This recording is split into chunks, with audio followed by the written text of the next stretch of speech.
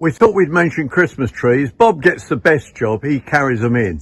This is a non-drop Christmas tree, and I just want to home in while he's got it off the ground. Measure it, and you might have to cut it a bit to make it fit your stand.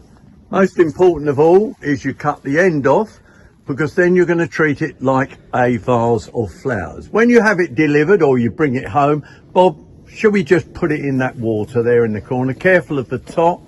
And there we have, you'll see what Bob's doing, leaning it carefully against the wall so it doesn't fall over, and it's in a nice bucket of water. That's what you do. You treat it like a vase of flowers. Keep it in the net, if I were you, before taking it indoors. Take it indoors in the net, undo the net, put it in a reservoired container indoors, and don't forget my December reminders were keep it topped up right through Christmas. If not, it's like you undressing and going outdoors totally naked and not having any water to drink either.